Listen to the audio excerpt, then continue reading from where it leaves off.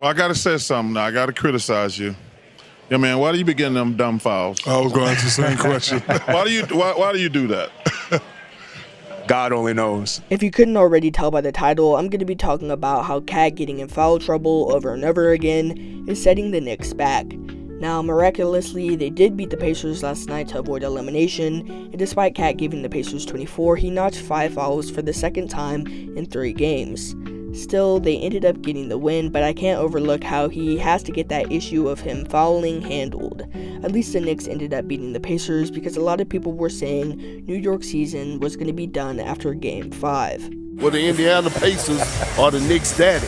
You look over the past 2 series or 2 seasons, they beat them last year. You go out, you get Karl-Anthony Towns, you give up 5 draft picks to go get Mikal Bridges. Now you get your rematch in the Eastern Conference Finals, and they making you smell your cologne. And they about to probably send you home in 5 or 6 games. They got your number. The Pacers are the Knicks' daddy. So I feel like you can see how the energy around the Knicks was. So it was a big statement win for them. Only thing is that doesn't change the fact that Towns needs to learn how to play defense more disciplined.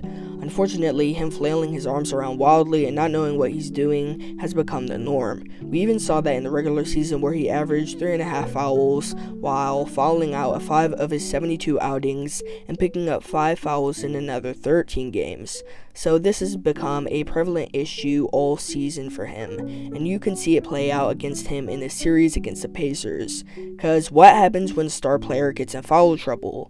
Well, their coach has to sit them out, and when that happens, they have to put in Mitchell Robinson, who the Pacers could just play hack-a-shack with and send him to the free throw line every time because he's a well below average free throw shooter. And it makes me think, does Towns really understand the domino effect him having to sit out causes? When Charles Barkley questioned him about it after the Game 5 win, I don't know if he fully comprehended what Barkley was saying. He agreed, but it sounded more like he was just trying to move on from the subject. After the Knicks lost Game 4, here's what Cat had to say, which gives me a little bit of insight in how he thinks about this series. Sometimes it doesn't make sense when you win the rebounding battle and all that stuff and you still find a way to lose the game. I mean, there's little things that just cost us. So he said all that, but does he understand that one of those little things that are costing them games is him getting in foul trouble? He was talking about how he doesn't understand why they're down in this series if they're winning the rebounding battle, but Cat, how many boards can you grab when you're out of the game because you're about to foul out? That's my point. These are not little things. Towns needs to realize that him actually saving his foul so he has a foul to give when it's time is not a little thing but an important thing, and he can win the rebounding battle as much as he likes, but when the fourth quarter comes and he has to sit out because he can't play defense without his hands, we'll see how much it hurts his team. It feels like everybody but Towns gets this concept, and Charles Barkley wasn't the only person to get onto him about needing to manage his fouling issue. When he played for Minnesota, even Ant had a conversation with him about it mid-interview.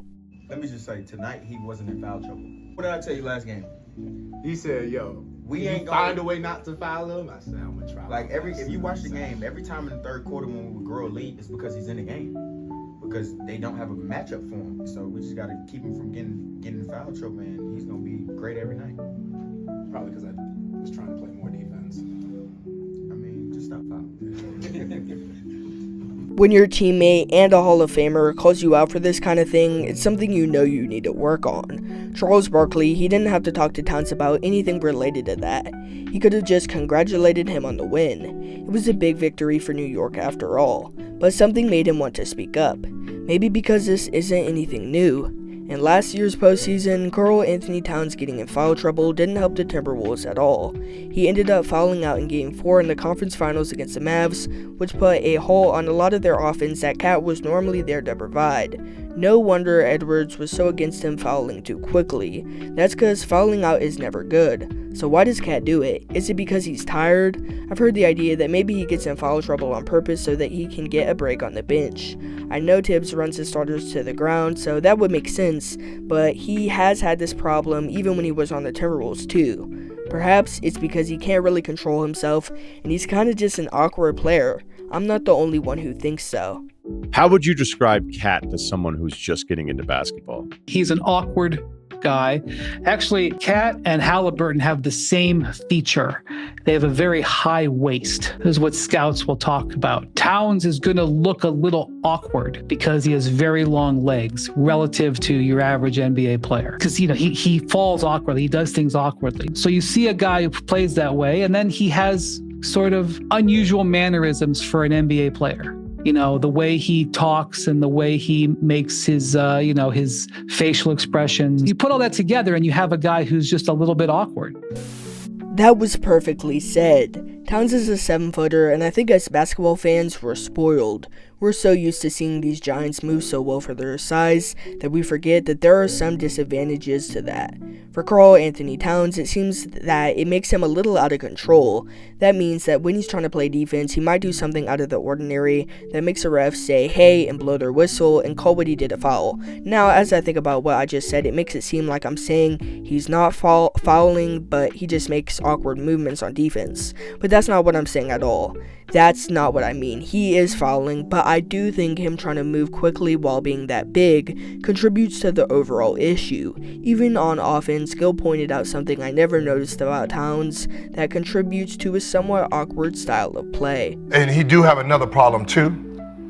And I thought it was just a couple plays, but he trains like a girl basketball player. What you mean? Nothing wrong with doing that. His footwork is girl basketball. How does a girl work? You know what I'm saying? Okay. I'm sorry. If you ever watch, Shout out to all the women out there. if you ever watch women's girl basketball, what do they do wrong on their pivot? Their pivot is their right leg. Yep. And they have The this, left. They have the left Wrong leg as their, instead of They're establishing the wrong pivot. They establish the wrong pivot foot.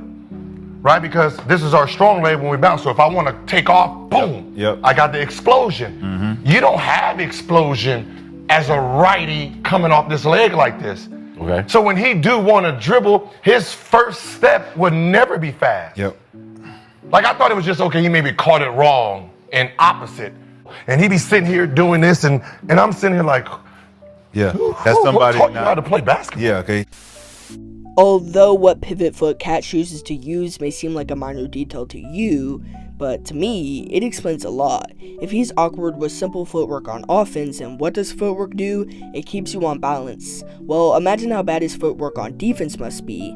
Maybe that's why he's constantly off balance, swinging his arms right and left, and picking up fouls. That would explain a lot, just saying. And while he has a lack of footwork and balance playing against him when it comes to defense, some may argue him being soft is what's hurting him as a defender. Karl-Anthony Towns, my brother, you look soft right now. You really do. Towns knocked out of his hands. Last touch by Towns. Well defended by Draymond Green. On top of that, players don't just call him soft. Like, just to add on to it, he also is a pretty interesting character. Give it away. Karl-Anthony Towns, baby, yeah. That's him. Not feeling good. Oh my God! Karl-Anthony Towns. SEC. SEC. Football What you and mean? everything. No, we're waiting for Cat right now. He's about to pull up. It's crazy because after all that, they took him off the court to put him even closer to the locker room. It's total chaos in Minnesota right now. Like, No, for sure. This is definitely fruity. To make things worse, he even faked a New York accent. You know, to all my brothers that was with me at Rucker Park, all the brothers that was with me in all those AAU games in the tri-state, especially in New York. Okay, so that's how it's gonna be. Y'all wanna play. At the end of the day, whether you think he gets in foul trouble because he's tired and wants to get a breather on the bench, or if he's uncoordinated and off balance, or if he's not tough or zesty, whatever it is, it doesn't matter. The reason behind it isn't important. On Saturday night, it's win or go home, and that means Cat is going to have to be able to play without fouling, or his season's going to be over just like that. But what do you think? Are the Knicks going to win Game 6? Tell me in the comment section below. Until next time, peace.